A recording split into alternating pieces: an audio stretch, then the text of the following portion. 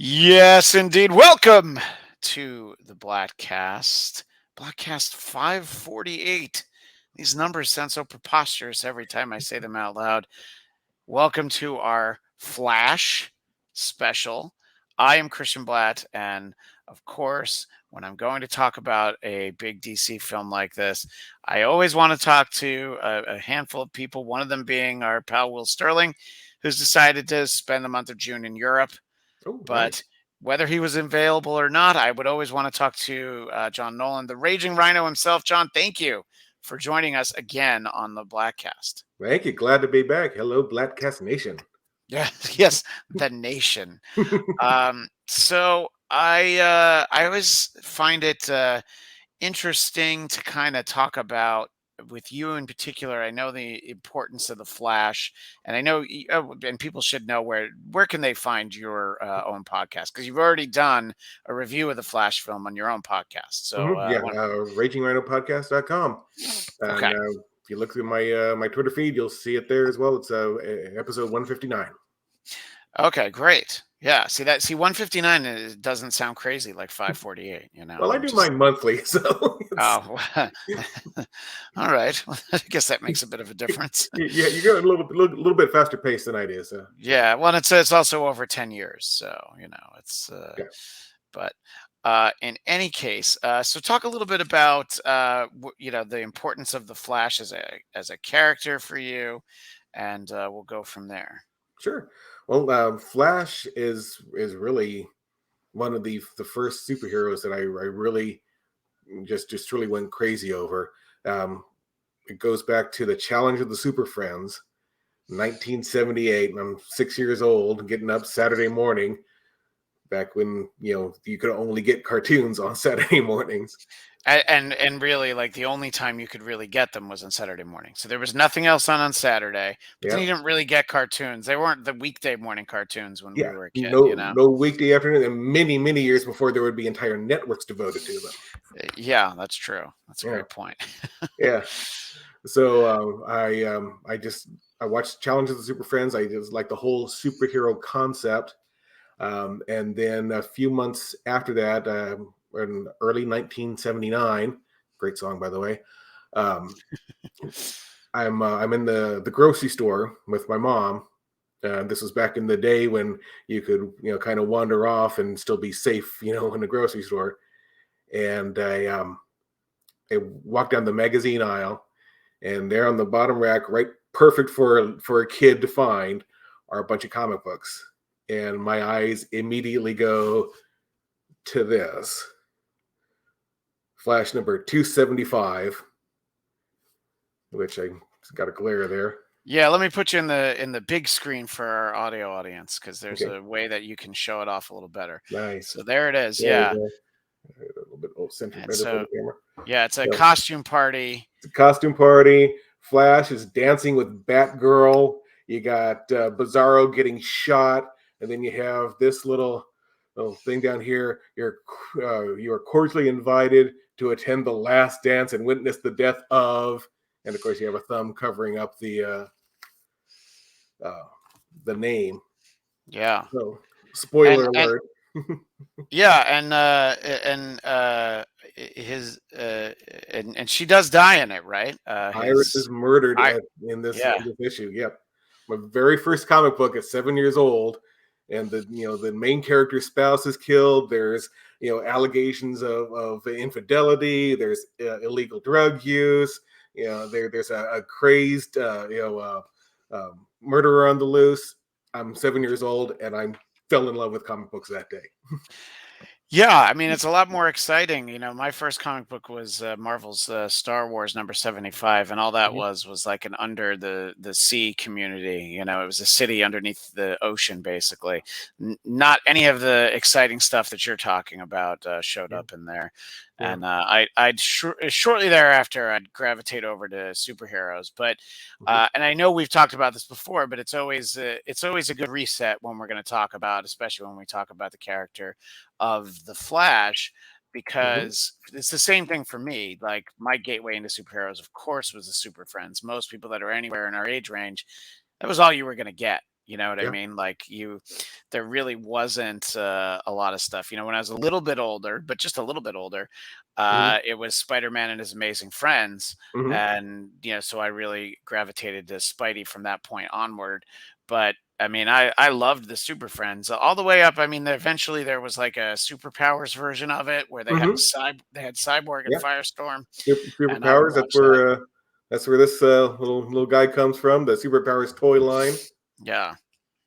So. Yeah, so and for our visual audience, I finally brought up the scan that I had of Flash 275, and it's such a great, colorful, it's like everything that I could see, hooking a kid, just like, oh yeah, exactly.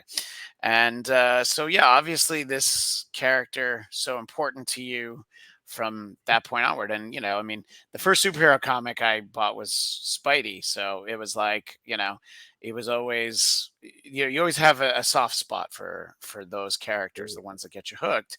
And how did you feel prior to this film? With the job that Ezra Miller had done as the Flash. From We didn't really see Ezra Miller, I guess, actually, because there's like a glimpse of them in Batman vs Superman, Mhm. but And a little Justice League's cameo the first in the time. first The Suicide Justice Squad League's the too. first time we really get Yeah. Flash, right? Yeah. Okay. Right. And in the way he's treated in the theatrical release of Justice League and Zack Snyder's Justice League is vastly different. Yeah. He's the scared, nervous rookie in the theatrical release. In Zack Snyder's Justice League, by the end, I mean, he's the one that literally saves everybody Yeah. and proves to himself that he belongs with these other superheroes. Um, so it's and unfortunately, I think the movie kind of leans a little bit more towards the theatrical release, which I guess is understandable. But Yeah, it's one of those things where I guess if we'll talk about it. It kind of doesn't matter now that they're sort of throwing out a lot of babies in bathwaters at the same time. But I think that the theatrical release was like the canon version of it, and then we yeah. all got to see the Zack Snyder cut. But that was more, the what followed, I guess, didn't really have anything to do with that. But look, I thought that the character's great. We've talked about how you saw the theatrical Justice League 7 times in the theater, Mhm. which just imagine if you had been able to see the Zack Snyder version in the theater, you would have spent like twice as much Yeah, time. been Because it over would a have been day. literally, yeah, exactly. It would have been quite a day. And when I originally saw the theatrical Justice League with my wife, Flash really saved it for my wife. She Yeah. didn't love it. There was a lot of things, but she's like, I really like Flash. So when Flash came around for this movie, I was like, okay, yeah, we'll check that out. I liked that he and Aquaman had a cameo in the season finale of Peacemaker. I thought that Mhm. was nice to give, to make Peacemaker feel more real, Yeah. to not just have the shadows of all of the Justice League. At least they had one or two of them in there, which I thought Mhm. was great, you know. Definitely. So and I have there are people that I know, so some of them, people that I would have talked to about this movie. I There is at least one person that I know who under normal circumstances would have wanted to see this movie, but they're just too put off by everything that you hear in the news about Ezra Miller, Yeah.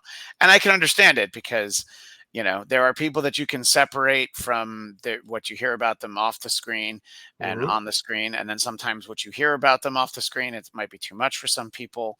But watching the movie, I think I always use the example of Tom Cruise, how good of an actor Tom Cruise is, because you see him in a movie and you don't think about Tom Cruise. And when you do think about Tom Cruise, he's so crazy, jumping up on the couch for Oprah, talking Yeah. about Katie Holmes. He's doing that crazy laugh, talking about Scientology. Which look, just the way he's talking about it. I'm not making any. I don't even have an opinion on Scientology. YouTube. Yeah. I have no opinions on it. Um, but so and I think that that's one of the big obstacles to overcome. And for me personally, I feel like Ezra Miller did a good job of that. There's two Ezra Millers in this film, Yeah. so you're really, it's really compounded for someone who might have a little bit of discomfort. also heading into the movie is, as we reference, the fact that, James Gunn is going to, keep what he likes, and mostly it's the stuff he's made. Yeah. And we'll kind of see who we get going forward. So there's a little bit of a cloud hanging over this movie, Hmm. because diehard people might be put off by Ezra Miller, but then also if you're really into it, you're like, does this even matter anymore? And I think they're going to face that same problem with Aquaman 2 later Yeah. this year, is like, because that's really the last one. That's like the last DCEU movie. So, Hmm. knowing how you feel about the characters, where were you headed into this in terms of both of those things? The thoughts of, oh, this is a very troubled person that has a lot of problems with the law. And then Hmm. also, is this movie even going to matter? Yeah. Well, as far as the second one goes, I'm going to see that no matter what. It's a DC Sure. Yeah. movie. I'm going to go watch it. There really is isn't much of a factor in there. As far as Ezra Miller goes, um, as you said, it's a very troubled situation. There also appears to be, at least from what I read, some progress, some understanding that has what's been done is wrong, and Yeah. trying to do better. I Yeah. hope that's the case, and I For hope sure. that Yeah. whatever help is needed gets provided and it works. I do believe in redemption. That people who have done horrible things and bad things can, even though they have to live with the mistakes they made and deservedly have to feel guilty for them, they should be given a chance to redeem themselves. Yeah. I agree with you. And at the same time, if somebody doesn't feel that way and they can't get past it, I'm not gonna Yeah, make somebody go watch a Flash movie if they have a problem with him. It's exactly. I yeah. have a friend who to this day will not watch any program, any sports program that has Michael Vick because of what he's Yeah. done. Yeah, no, I mean that's a perfect example because and then when he had his comeback and he was on the Phillies, Mhm. sorry, the Eagles, same difference, really. Come Yeah, on, it's the same drunk bunch of people in the parking lot. It's just right. they're walking that direction to go to the baseball stadium or that direction to go to the football. But when he was on the Eagles, there were a lot of people who were like, oh yeah, I didn't really like what he did, and the people will make exceptions when they want to, Yeah. but yeah, so that part, I think both of those make sense. So were you apprehensive head into this, or did you let yourself get excited for it, or when you sit down ready to watch the movie for the first time, what were you feeling inside before it started? Hopeful. Mm. I was really hoping that it would be good, especially with a lot of the hype that had been coming around. I mean, was it Tom Cruise? Had given his opinion on the movie, saying how great it was. I forgot who else. A couple of other big name people were talking about how Yeah, great. and James Gunn, before he even got the job as the co-head of DC's movie Yeah. division, he saw it a long time ago. He'd obviously been working with DC on Hmm. Peacemaker and Suicide Squad, but he raved about it, and then when he raves about it now, you feel like, all right, that's just part of his job. But Yeah. still, and yeah, there were a lot of people who had said, I think anytime anybody says any superhero movies, well, this is the best superhero movie ever, I'm like, all right, you're probably selling a little hard, but maybe you walk out of a movie, you're so excited about it. Yeah. After I saw Spider-Man No Way Home, I might have said out loud that this is probably the best one, but really, when you think about it, my favorite Spider-Man movie is still the second one with Doctor Octopus. Oh yeah. Alfred Molina was so that was like that's still to me that might even be the best superhero movie, just in my book for me personally. But anyway, so yeah, there was definitely a lot of expectations that the movie would at the very least just be good. So many people were saying it was great, but Mhm. so as you're watching the movie, what do you start to think? I mean, it has a pretty big sequence in the beginning. Mhm. Barry's trying to get something to eat, and very soon we're going to talk about all the spoilers. This is sort of the light spoiler portion of Oh, the show, but as we get into the movie, we will have to. But this part, yeah. you know, so and he's on call with Bruce. I love that Alfred talks about he called everybody else and then he got down to Barry. You know, and look, it's a big There's a lot going on in the excitement. That's what they call a set piece. It's such a big, like it's an anchor. It's a big start to the movie. What did you think of the hospital destruction sequence, John? Um, I like the idea of it. I think that's a great way, to really show off the Flash. Um, but I and apparently a whole lot of other people uh, really got kind of put off by the CGI.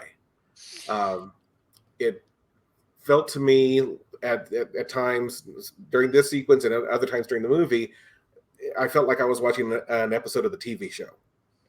because the graphics were just that off-putting.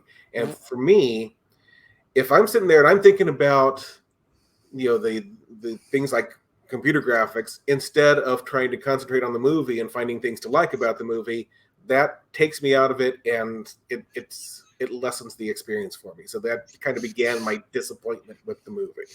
Yeah, I was surprised that people weren't talking about, very specifically for me, the babies didn't look real. It's Nope. not like one or two of them didn't look real. None of them looked real. What they were trying to make them do was too much. And it took me out of it a little bit. And in Hmm. a way, it's good that that's at the beginning of the movie, because the movie's not really about that. We kind of moved past it, and it didn't make me feel like, oh boy, this is going to be a rough one. But I was like, oh, it's really too bad they didn't have more time. Which, this movie's been And in the with all works the for so delays in long. the movie, you think they I would know, have had you plenty of would time. have thought that they would have had time. So specifically, it was the babies. Some of it looks cool. And again, my Marvel bias always shows. There's never been a Flash sequence that, for me personally, even comes close to the first Evan Peters' Quicksilver sequence in X-Men Days of Future Past. Yes. And the Flash sequences are similar. They're fun. They're a lot of fun. But that was the first time we had it, and we were all just so blown away by it. Hmm. So like I think that the attempt is a good one, but they just bit off more than they could chew, right? Is it that simple? Yeah, I think it is. And yeah, there were other things in the movie, like the time traveling, the little arena that looks like that he's in, where he's seeing the different points in time. That just seemed really odd to me. um, and things like that. Now, of course, the director came out like the day after. There was an article I read somewhere where the director is saying that it was on purpose, that this is from Barry's point of view, and because of he's running at super speed, things are distorted, and that's why it's supposed to look that way, and we meant to do it that way, and that's I'm just not buying that. No, that's definitely they're just trying to. "No, doesn't sound good?" Yeah, and Yeah. yeah, exactly, And I was thinking about that. I mean, if he had said that beforehand, then people would have been saying, "Oh, you're just trying to cover it up because you know it's going to be bad." If you do it afterwards, oh, just like we are saying now, oh, you're just trying to cover it up because you're trying to cover your tracks. But yeah, I don't think there was any way to win in that situation. Just do better. yeah. So the basically what we get, the crux of this movie, and this is not the first time. And this is by no means a straight adaptation of the Flashpoint Oh storyline, no, but not it even is close. Yeah. it's the concept of the Flashpoint. I Mm-hmm. was telling you before we started, I actually read Flashpoint for the first time for Yeah. the show I do for Geekscape Book Club. We did it for there, and I did their Flash special as well. So Cool. I have been talking Flash a lot this week, and but I think it's I think that there's a lot to see. So there was, obviously, they did this storyline a little bit on the TV show. I think it was the start of the third season, and there was Mm-hmm. an animated version of it. Yeah. So the concept is a great one, and my frame of reference always goes to Marvel. So there's like an element for the story Days of Future Past, where we see a future where everything has gone wrong, but then Mm-hmm. also, very similarly, for something that was called Age of Apocalypse, Professor Xavier's son Legion goes back in time to kill Magneto and has a big whoopsie daisy, and he kills Professor Xavier. And so then that has this whole divergent timeline, Yeah. which, when these things happen, you always know, like, well, clearly they're going to undo it. But the fun is watching it get undone. And Yeah. the Flashpoint comic, it's like, it's got like, what, invading forces Mhm. of from Themyscira and Yeah. from Atlantis, and it's like, oh man, that's so rough and it's so dark. And this movie's not really that. I Mhm. don't think this movie has a bad story. No, it It's doesn't. just It's good. it's a different story. Yeah. But Good. it has this. It's kind of like the post crisis Barry Allen story, I guess, is that Mhm. his mom died, right? Because Yeah. pre crisis, that actually isn't part of his backstory. Is that correct? That is correct. Yeah. Yeah. It's actually, I think, just only about 10 or 15 years ago that actually became part Right. of his continuity. That his mother was murdered when he was a kid. So Yeah. Right, and then he finds out that it's Reverse Flash, and that could have, and that might have been something that they were saving for a sequel to this movie, which, mhm. we'll talk about how I can't imagine that there'll be a continuation of this story. Yeah, well, Uh, yeah, I think even before the box office, if it had made like crazy money in the first weekend, then they're like, oh boy, now we're in a tough spot.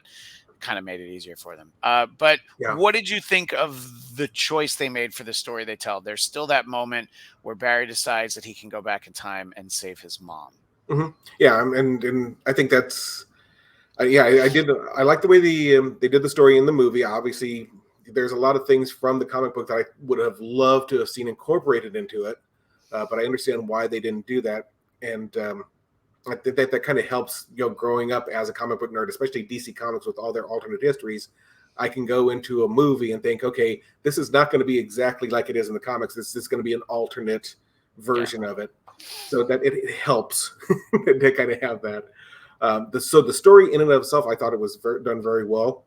Um, I think, oh, heck, you know the acting, of course, Keaton and Kaye, I think they did fantastic jobs, and I think it was a good touch to bring back Zod.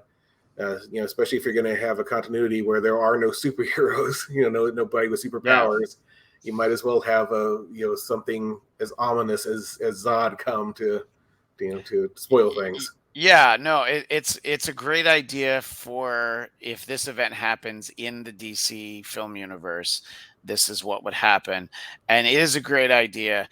But the actor Michael Shannon reprised his role as Zod, but to watch him in the movie, you'd think that he was, one of those AI generated characters because he doesn't Yeah, really do anything, and he seemed to not have been happy with having been in the movie. I was like, I'm pretty sure contractually he didn't have to do it. He said yeah, yes at some point. So, yeah, it's kind of phoned in, but it doesn't ruin the movie. You're just like, no, okay, this guy's just kind of, he's really just going through the motions. But yeah, and I think for me, obviously the best thing is the fact that we get to see Michael Keaton as Batman. And yeah, the Flashpoint story has this switch in history where Thomas Wayne ends up becoming Batman and Bruce got murdered on that night, which is a great reveal in the comic. And hmm I actually, because I didn't know the story, I didn't know it was coming, so that makes it even better. I But to give us Michael Keaton, that's great, and just sort of the way he was Batman, and I think that my question for you, first of all, was a question I brought up on another show I did.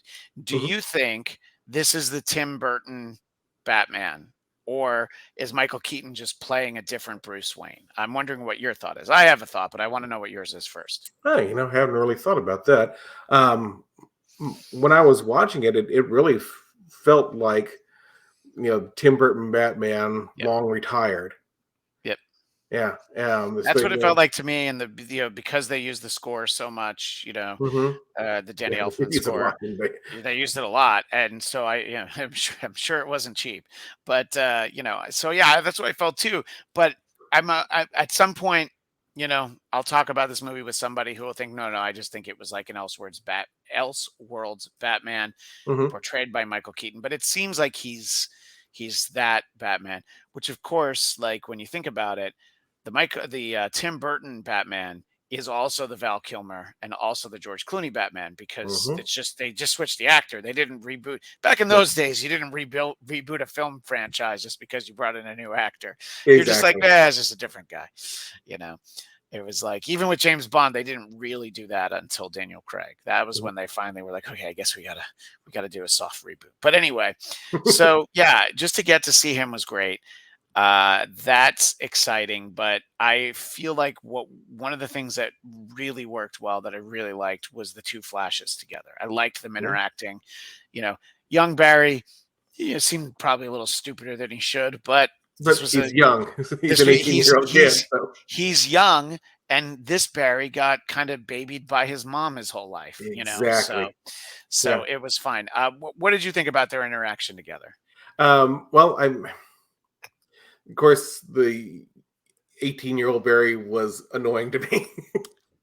Yeah. Which I guess it was supposed to happen because you have to have the older Barry kind of be exasperated with this alternate version of himself. Right, Um, and Barry even makes the comment like, "Oh my God, this is why people react the way they do when I talk," or whatever he said. This is what and so Barry's already that way. So to be the more annoying one, you have to have that amped, as they say in Spinal Tap, turned up to 11. exactly.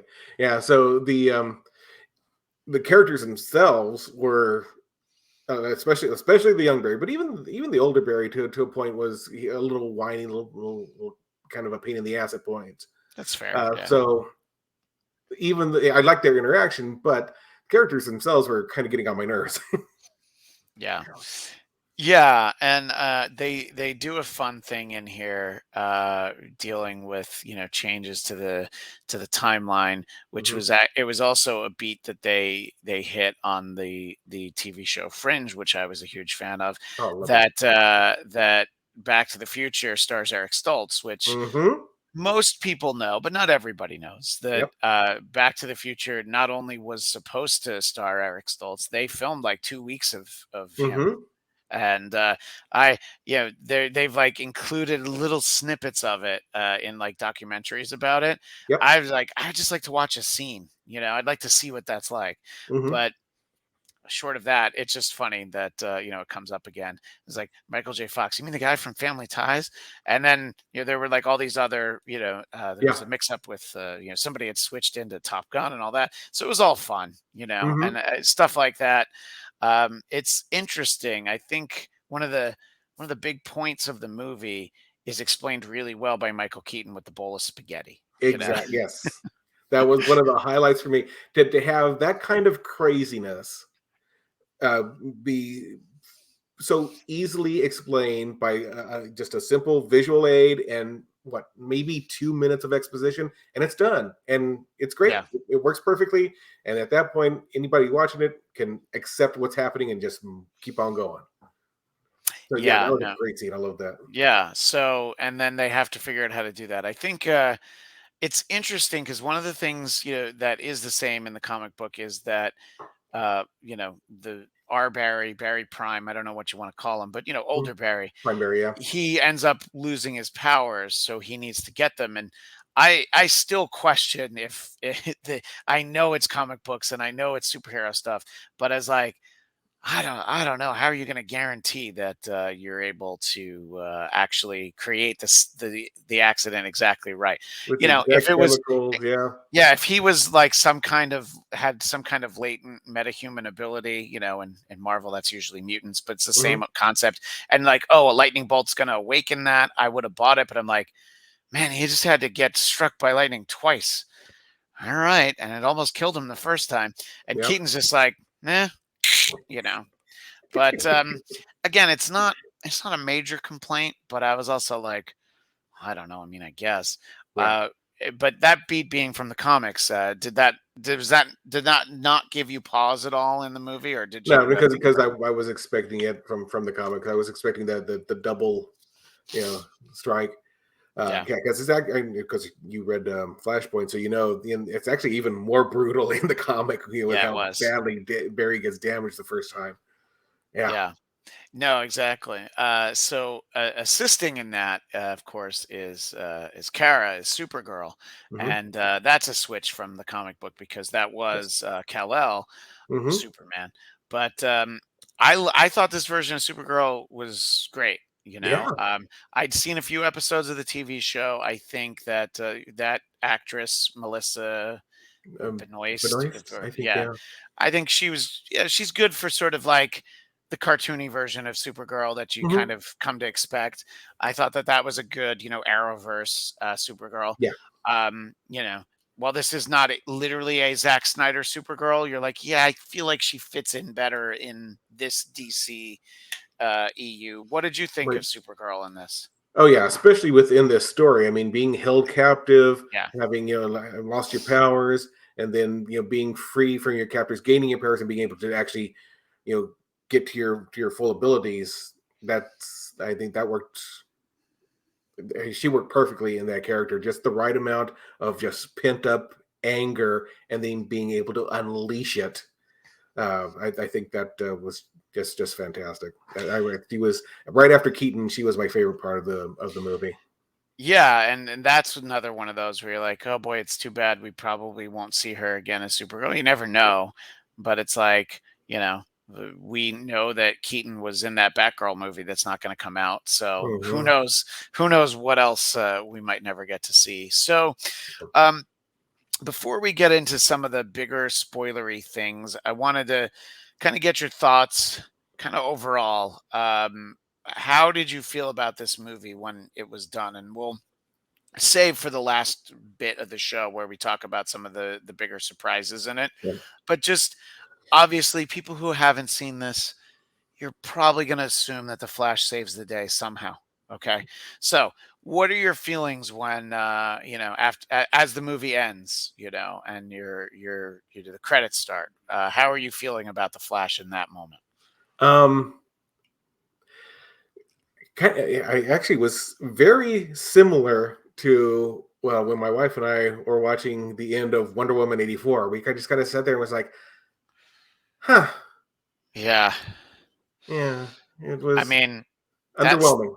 That's a singularly bad experience, Wonder Woman 84. I Yeah, remember my wife and I were so excited because it was like no, drive-ins were only open here in LA at that yeah, point, and you could only go and see it at the drive-in, but we're like, we're gonna go.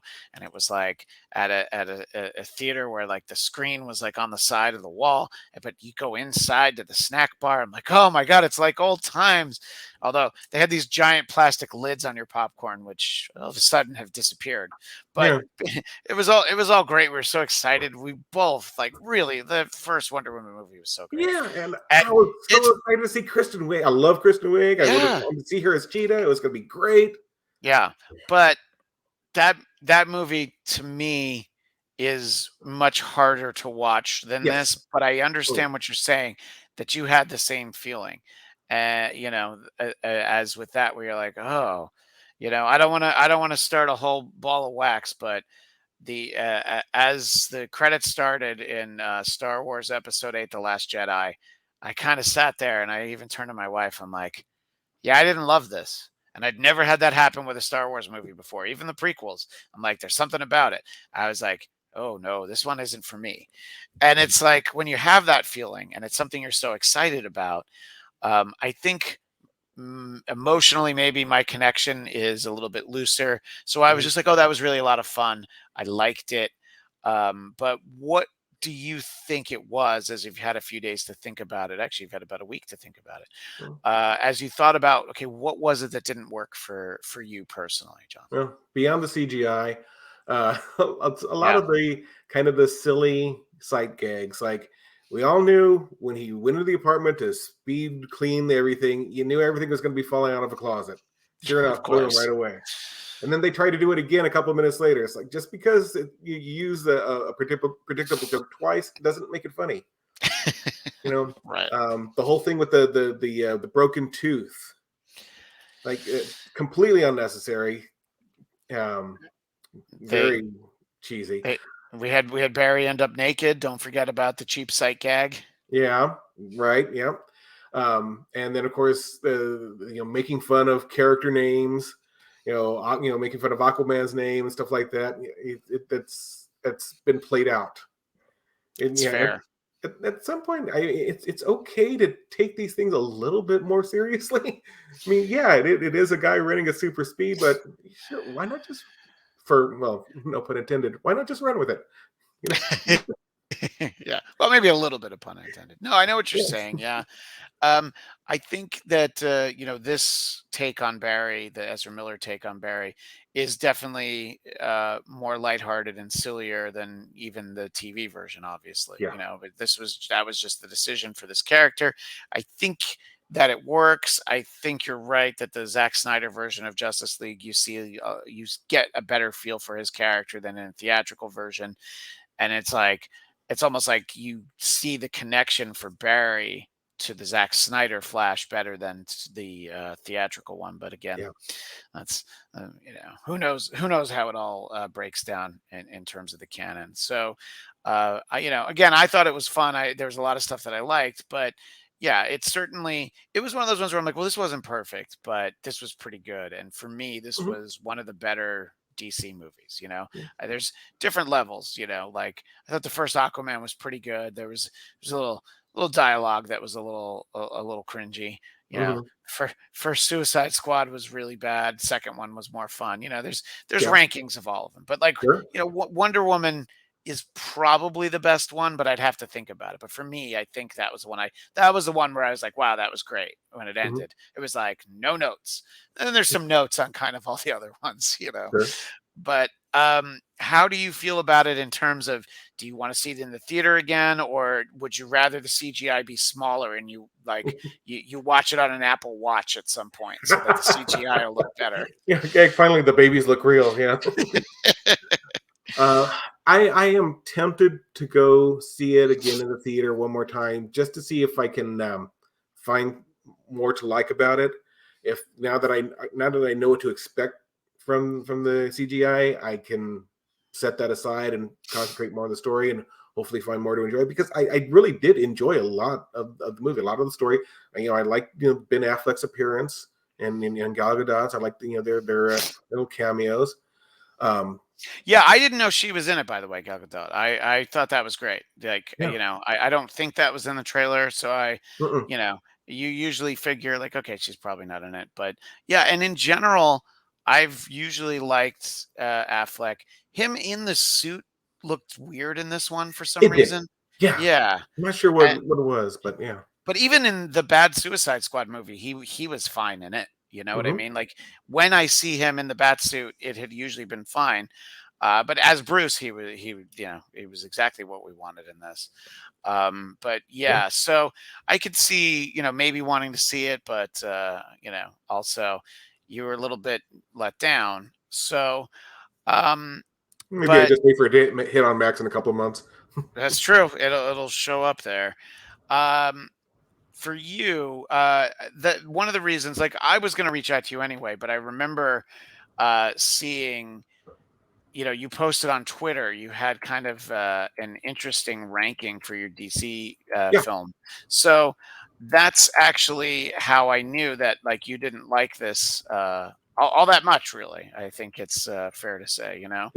Um, and so as you kind of think about it in that way, I can see how maybe it would be hard to rush right out and see it. I mean, obviously, a lot of times, a movie is definitely going to be better to see it on the big screen. But, Mhm. when like well, I don't know that I'll ever watch Wonder Woman 1984 again, but I definitely didn't rush back out. With the Riff Tracks commentary. Oh, did they do that already? Bridget and Mary Jo did it. Okay. Yeah, so but It's Team Riff but Tracks it's did it, very so good. then I would definitely want Yeah. to see it. Yeah. But so for our visual audience, but I'll read it off for our audio Mhm. from your Twitter at Raging Rhino Pod. Thank you very much. You have Man of Steel #1, Zack Snyder Justice League, the Ultimate Edition, Batman, Superman, Wonder Woman, Shazam, Shazam Fury of the Gods, Aquaman, The Suicide Squad, Birds of Prey, Black Adam, and then The Flash, then Justice League, Suicide Squad, and Wonder Woman. So your bottom three are kind of like everybody's bottom three. Yeah. And then for me, Flash is definitely higher than several of those, especially Black Adam and Shazam Fury of the Gods. I Yeah. would, and Birds of Prey, actually. I'd say I was disappointed in all of those movies. Yeah. Shazam, it's because I really liked the first one so much. So that's why the second one was a bit of a letdown. Yeah. But so I can see that that's how I knew that your reaction. I'm like, oh boy, He did. I didn't think you hated it, but I'm like, he did not love this. Yeah, that's a pretty good assessment. Yeah, I did not hate it, but I did not love it either. It right. and being tepid about it, it's for me that's not good either.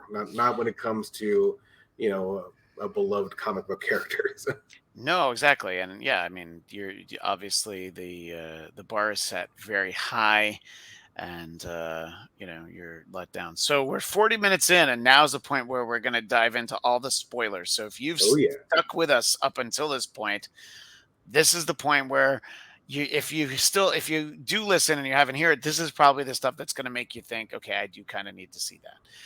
So there are some amazing moments in terms of these glimpses of when Barry looks to these alternate timelines. yep, And I'm going to just start with the most mind-blowing one, my favorite one, and that's the Nicolas Cage Superman in yep, that suit from the photo test shoot yep, with the giant spider from Kevin yes, Smith's script that Kevin mm-hmm. Smith has talked about in his spoken word appearances many times, Uh-huh, and how the studio exec just insisted that there was a giant spider in it.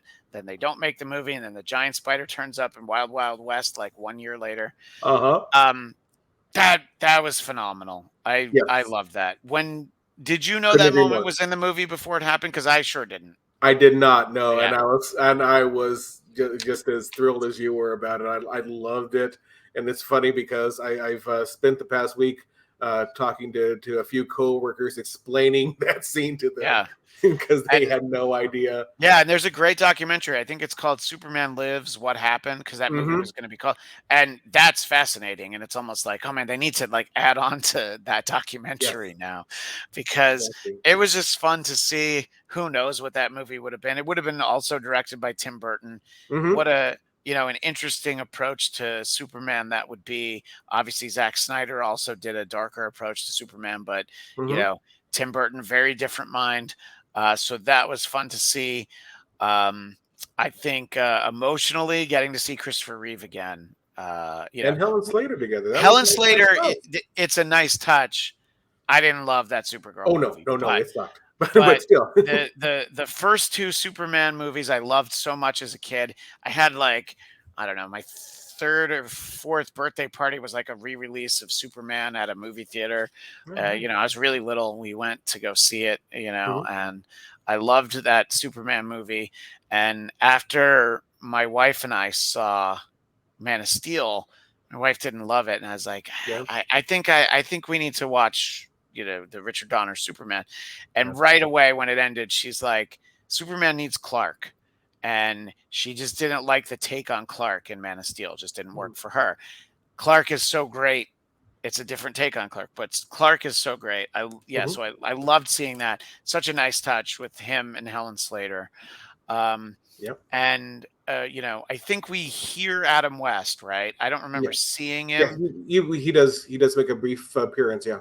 Yeah, so it's great that we kind of get some of that stuff, and it's so weird that we're dealing with so many like multiverses and timelines, because there's a sequence in Into the Spider Verse where we also see from the live action movies and from the other Mm-hmm. animated, so it's like it's all very similar territory. Unfortunately, Yeah. if they had gotten this Flash movie out when it was supposed to come out, they would have been before we got multiple Spider-Man, before Doctor Strange went off into the multiverse of madness. But it comes out like a week or two after Spider-Verse, so it's like it's familiar in some ways, but it's also still pretty great. Before we talk about towards the ending, which our friend Dominicus Saxon legitimately has questions and wants us to try to explain that for him, and we will explain it Okay. for you. Was there anything else from the part that we're talking about right now where he saw different things? I'm trying to remember. There's Oh, the George Reeves Superman. George Reeves, that was amazing. Yep. I loved seeing that. How Yeah. great was that? Yeah. And in that same universe with George Reeves, there was the Jay Garrick Flash, which I thought, and a lot of people thought, was Teddy Sears, who played somewhat of that character on the television series. Turned out to be a villain, but he apparently that's not true. Apparently they used just like I forgot what they described for the special effect. It's not Teddy Sears. It just happens to look like him. So Oh he's wow. on record saying, "No, that's not me. I didn't do anything with the movie." Oh yeah. So I mean that stuff was fun and it doesn't really detract from the movie. It doesn't slow it down so long. No, no, And not at yeah, all. look, the Superman thing is gonna a lot of people I don't think I'm talking about Nicolas Cage. A lot Yeah, of people weren't gonna realize like how amazing and mind blowing it was. right. But it was still great.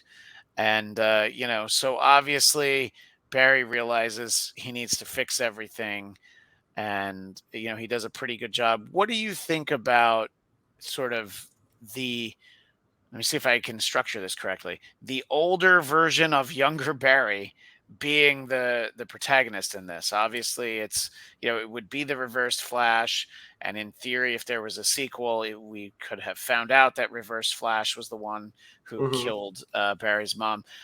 What did you think about sort of that version of Barry being the cause of what was going on? I think it was a nice touch. I think it was a good way to, since you're going to deviate from the Flashpoint comic book, I think that's a good way to resolve, the villain of the story. It's Barry himself. Just one alternate version of Barry. Yeah, no. I think that definitely really worked. It was I don't know. I mean, I've heard a few people say it, but it wasn't a shock that reveal. You know what I mean? Hmm. It's you kind of knew that they were building to that. I do love the idea that he tried so many times. That Hmm. he was like, I'll get it right this time, and just you can't give it up. You know what I Yep. mean? So. I thought that it is always interesting. There's like a two-part episode of a Peter Capaldi Doctor Who where there's Hellbent and Heaven Sent, and he like relives a moment and he keeps punching this iceberg and he has to do it over like 1,000 years and eventually he breaks through the iceberg because each time that he relives it he does it just a little bit.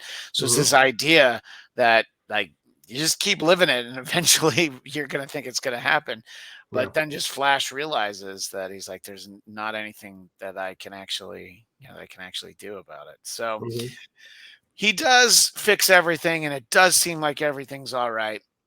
And this was something that I wouldn't say was spoiled, but I knew to kind of expect that it might have happened in the movie. We do get a pretty great reveal that everything is in place, everything is the way that Barry remembers it, except Yeah.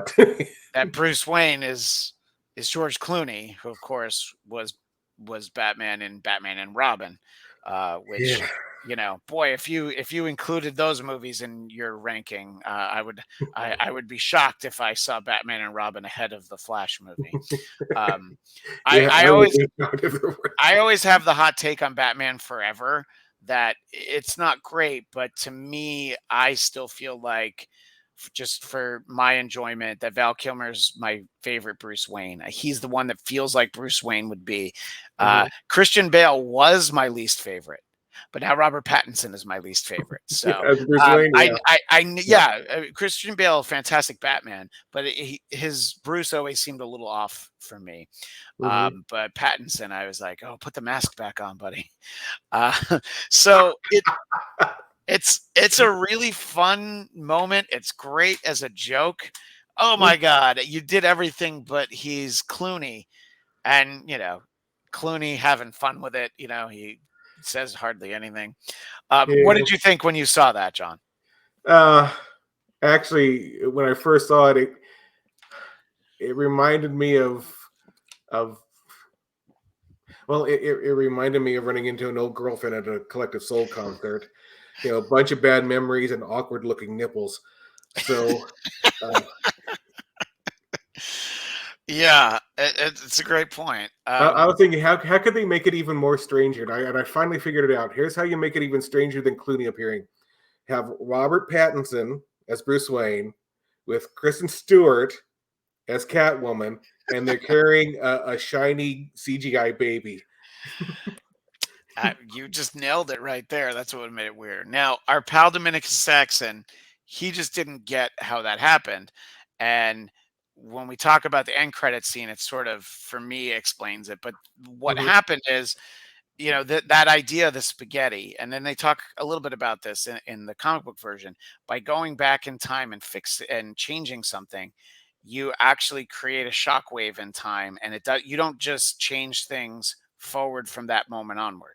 So Hmm. Barry went and fixed that, and pretty much everything got back, but somehow things had gotten fractured enough that a different Bruce Wayne, in this case George Clooney, is the one that he ended up with. But in that moment, you're like, that that Bruce Wayne, that George Clooney Bruce Wayne, he lived through everything that we saw in Batman vs Superman, Justice League, the Suicide Squad. You just have to Hmm. imagine that he did all that stuff. He was the Ben Affleck version. Yeah. Now, and it's a fun moment. So to me, and there was a difference of opinion when I was on the Geekscape Flash show. To me, Barry figures out what he needs to do, and he goes back and fixes it, and then Affleck's Batman again. I don't think we will ever see Clooney as Batman again. I Yeah. think it was a one-off joke, Hmm. and this doesn't mean that he's got a cameo in Aquaman. I think that they took out a Ben Affleck cameo from Aquaman, but mostly because whatever they might have been building to, they're not doing. Yeah. Uh, so and when in the end credits scene, Barry's explaining, yeah, we go to these different universes, and every time Bruce Wayne was there, but he was a different guy. So I feel like eventually he figured out what he needed to do to fix it. Now, what did you think? Do you think he was just like, well, I guess Clooney is Batman now, and I'll just have to live with it? No, I think he's probably going to go back to try to get Ben Affleck's Batman back. I mean, that would make sense, especially at the beginning of the movie when as close as they had seemed to have become, and it seemed like they really respected each other. Um, so I would predict that character would go back and try to fix things, and knowing now that he needs to be very subtle and very and careful, and not just go back and try to make crazy changes to ripple the timeline. Right. And that is a fun scene because then we get Jason Momoa, who obviously the movie is essentially over at that point. Hmm. So there was no expectation that he was going to be in this movie, not at that point anyway. If he hadn't shown up earlier, why would he show up then? And that was again something that wasn't spoiled. I had heard, that's what I was going to say about Clooney. I had heard a while ago that a rumor is that Clooney's in it, but I mean, obviously when the car pulls up and we only see his feet and all that, I'm like, all right, somebody else is going to be Bruce. I did have the expectation, like, okay, it's probably Clooney because I had heard that he might be in this. But that Jason Momoa appearance, I thought was very funny. He's trying to give Atlantean treasures for like another bottle of liquor. Yeah, I thought that was fun, and obviously that movie is still coming out, so it's good to keep that in there. What did you think of that interaction between Barry and Arthur, as it Yeah, were? yeah, it was fine, if I Yeah, can borrow a common term there. Yeah, it was. I mean, Arthur's character basically spent the entire scene, drunk on his ass. yeah, So there really wasn't much to expect from the. yeah, But yeah, it was a nice explanation from Barry, like, yeah, keep going back and keep trying to. It's a different Bruce Wayne in every timeline, but you first, stay the same. I think that it's an interesting take to kind of put to the audience that, hey, this character is always the same, but this other character constantly changes. yeah. No, it is interesting. Yeah. So, we don't know what it was that they might have planned next, a year or even 2 years ago, what would have followed this. Yeah. What we do know is that we're going to get Aquaman 2 this year. Hmm. And so we'll see at that point, I mean, both actually Aquaman, Shazam, and Flash all were supposed to come out last year, Yep. but uh, things were so dire at Warner Brothers, they felt like they didn't have the budget to advertise and promote those movies. So Yeah. they Or punted finish them the to another CGI. fiscal year. But if Flash had come out, it would have at least been before Spider Verse. Yeah. I don't think it would have been before Doctor Strange at that point, but it Right. still would have been before Spider Verse. But So we talked about it kind of in the early part of the show. It's an interesting moment in time for DC in live action movies because James Gunn has taken over. I'll be very interested to see his take on Superman. It Mhm. is going to be a younger Superman, and he's gonna build some new version of the DC film universe. We'll Mhm. see what he keeps, what he takes. It's kind of like with Star Wars, where they pick and choose things that they call like extended universe stuff that's not really Mhm. canon anymore. Like they pick and choose characters like Grand Admiral Thrawn. They pick and choose characters from the animated series. You know what I mean? So it's Mhm. like they're going to probably do a little bit of that. The one great rumor is that Jason Momoa would play Lobo, and I Yes. don't know that character that well, but just physically, visually, I'm like, that's a great choice. I would love to Yeah. see that. You know, Absolutely. so it'll be interesting. What are your expectations for sort of what we get next? Obviously we know Aquaman 2, but Mhm. And how are Blue you Beetle. feeling? What, sorry? Oh, and Blue Yeah. Beetle. Yeah, Blue Beetle's actually really soon, right? It's Yeah. in Yeah. like And James Gunn is saying that that is going to be part of the DCU, yeah, the new set. right. Uh, Yeah. but from the slate that Gunn has announced so far, I think it's 5 movies and 5 TV shows. There's I think 3 of them that I'm actually genuinely interested in, and the rest, it's various. I'll wait and see. To I have no care for it at all. Right. Which is the one that you like? Oh, I don't care for that. That I'd be I think interested. I think it's a Paradise Lost, the Amazons Oh, okay. show. Yeah, yeah. Yeah, I Right. mean, It's like um, yeah. It's sort of like the old thinking of like Gotham was exactly. Batman without Batman, and that Metropolis series was Superman without Superman. So it's like, well, how about we give you Wonder Woman without Wonder Woman? I'm like, no, didn't you realize that that isn't what people really want? Marvel did that too. They had a show on Fox called The Gifted, and it was the X-Men without the X-Men. And I was like, no, I don't want that. I want the thing that I want. Yeah. Um, yeah, I mean, I've heard of some of that stuff, and I read up on what the authority was and some of the stuff. I'm like, some of this stuff sounds wild, actually. Hmm. So it'll be interesting to see what it is. Um, yeah, so it's kind of interesting because I think that this was a really fun movie. I know you had your problems with it, but there were things that you liked. Hmm. Um, Interestingly, as I said at the early part of the show, my wife really does like the Ezra Miller version of The Flash, and she was mostly enjoying this movie. But then when they get to Siberia, she fell asleep. And I was just like, "Oh, I didn't think you were that tired." She's like, yeah, it was just too much.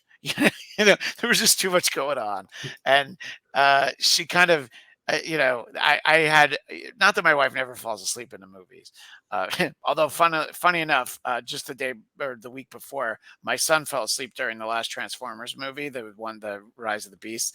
That made a lot more sense, but it was actually like the movie was finally exciting and action packed, but he was Yep. so worn out from it. He's like, I'm out. Yeah. I And got and it. my daughter fell asleep during a big chunk of the live action Little Mermaid. It was like most of the stuff where she's on land. She's like, "Oh, she's not a mermaid anymore. I'm out." you know. Yep. But I anyway, can so relate to that. my wife fell asleep, so she missed most of the Supergirl stuff, and I'm like, that was actually kind of a cool thing. And she saw some of the stuff later. I was telling her, on the walk back to the car about the Nicolas Cage Superman and all that stuff. But yeah, so it's I can see how, and that's what I want to kind of end on, is that the reception to the movie, people who see it for the most part like it. It Yeah. was fairly well reviewed, but I guess the problem is that a lot less people went to see it than Warner Brothers was expecting. I Hmm. mean, the only thing that it really, the only way to describe the box office is disappointing, you know? And I mean, it did come out, a week after Spider-Verse. I know Guardians is still in theaters. Fast X is still there. There's a lot of movies that people either want to go see again or things that have come out. Are you at all? And look, there's the aforementioned Transformers movie, which when I say that it's like the second best live action Transformers movie, there's a really low bar to that. I Yeah. mean, I actually, yeah, I dropped out of the Transformers franchise halfway through the second movie. I was like, that's it, I'm done. That was a good time to get out. But Yeah, the Bumblebee one worked because it was I small. It was yeah, just Bumblebee, so I'm hmm like, okay, that kind of worked. yeah. I finally got But around to seeing that, and I like that yeah, one. Yeah, yeah. But honestly, none of them are ever going to be as great as the animated 1986 Transformers movie. So I can't compare anything to it. But what are your thoughts about why maybe it hasn't? Look at movie. Not every movie makes $1 billion. I'm sorry to tell these right. studios, but Yeah, do you think it's what we talked about at the onset of the show? yeah. Issues about Ezra Miller, hmm concerns about the relevance for DC movies going forward. I think it's both of those things. Absolutely. Yeah, and I think we're going to see the same thing with Aquaman too, not just because of the relevance, but also because of the whole Amber Heard situation. So Oh my gosh, I forgot she was in that. Yeah, yeah, right. Yeah, I know. It's like it's funny ain't because that the shit? there was like a moment. Yeah, there was a moment, where people didn't want to work with Johnny Depp. He seems to have come out okay, but it's also lingering for her. I hmm I remembered that when I was thinking about Aquaman earlier, but I didn't think about it today. So Right. yeah, that's gonna be it's gonna be interesting. So our friend Will Sterling, who can't be here, he obviously would feel like the perfect reset for the Flash would be to bring Wally West in. Would you be open to that, or are you more of a Barry guy? Well, I mean, of course, Barry is always going to have a very special place because of my history with the character.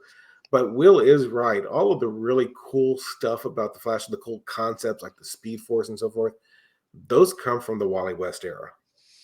Yeah. So yeah, if they want to bring in Wally, I'm okay with that. Yeah, I think it'll kind of give them a chance to sort of set it apart, and you can always do Barry at some point. And I guess we'll see. And now, is there anything that you would like to see that has to do with the Flash and that we haven't actually seen? A specific adversary, any kind of storyline? I mean, honestly, the Barry Iris West stuff is not great in this movie. I don't. Yeah, I think they either needed to yeah, do more or take it out. You yeah. know. Yeah, they unfortunately they wasted her appearance, much like they wasted Kristen Wiig in Wonder Woman 84.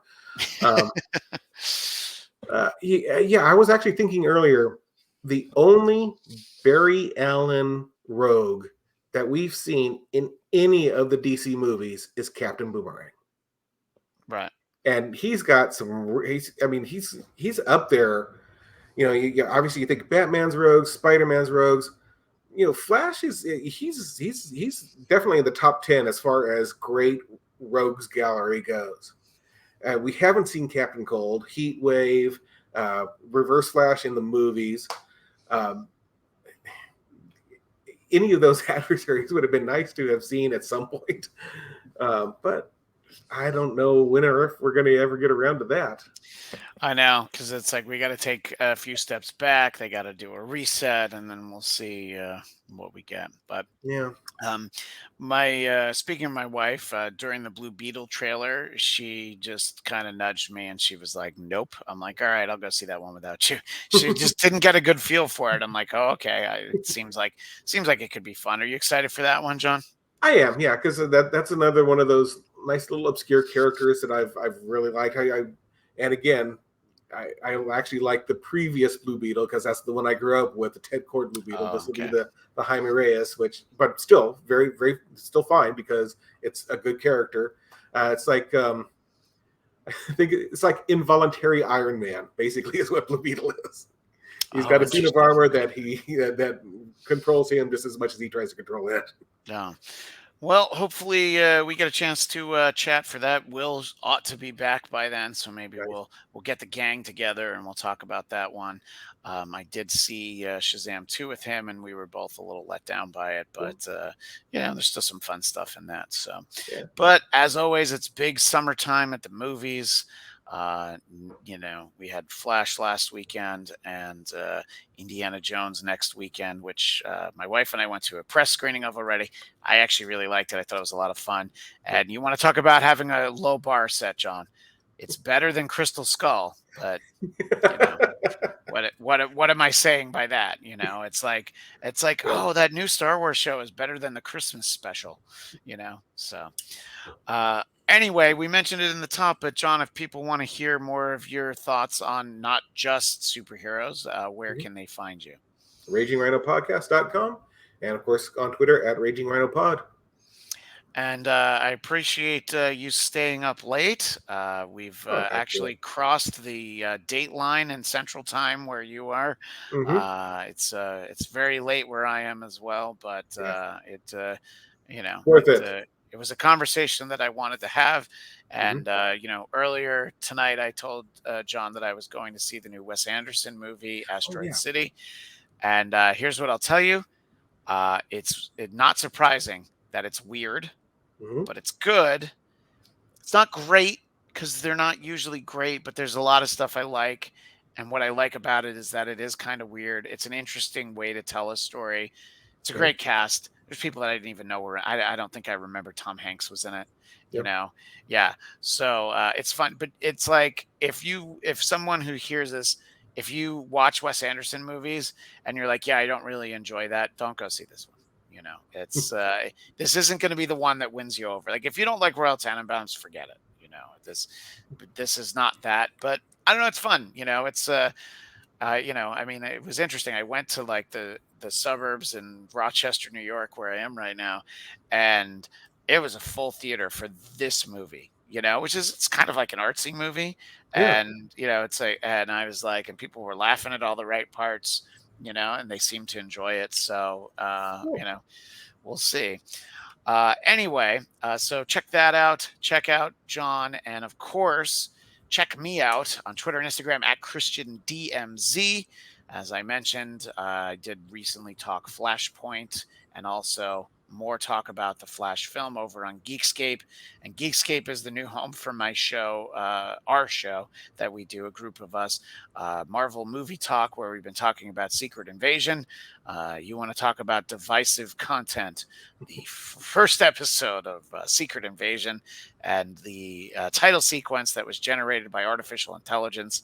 Yep. Oh boy, there's some cans of worms that it's better to not open, and Marvel sure went and opened one. So I didn't realize that it was artificial intelligence. I just thought it was bad. I was just like, wow, that looks like shit. But anyway, so you can find all those shows, and of course, the Bladtcast can always be found Bladtcast and on YouTube and wherever you find podcasts.